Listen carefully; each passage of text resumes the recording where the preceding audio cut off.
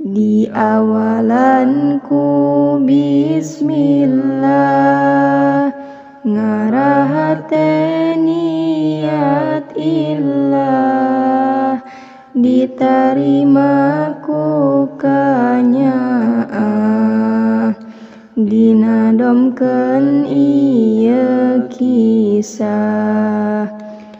Dina waktu hujan gede, budak cicing ngalalangke, di geroan nanggap engke, siga cai kapepende. Budak nang tunggalang layung, disamperkeun sedih bingung, ditinggal siga kaduhung, pedah ditinggalkeun indung. Ditaros kunaon ujang, tanggap izin ku pangeran, hirup dina akhir zaman, teu bisa maca Al-Qur'an. Inget kana pangalaman, diri loba kokotoran, ninggal indung lelenggakan, sakarat teu bisa nalkinan.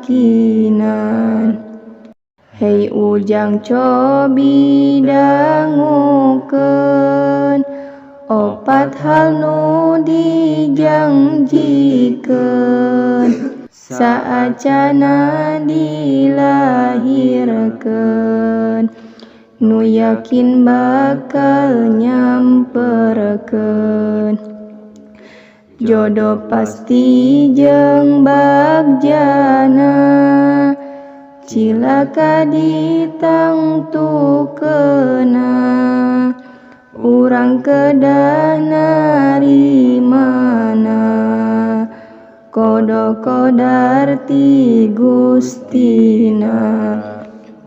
Moal ngaruh kaluhurna,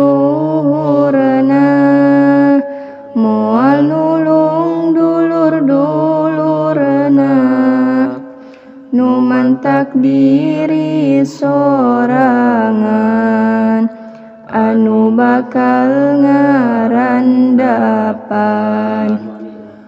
Anaking ieu ngemutan, eta kabeh katangtuan, mending doa ka pangeran, indung nyandak iman Islam. Sakieuna dom sim abadi, mugi jadi wasilah abdi, turuna hidayah Gusti, ku ayana ridho Gusti.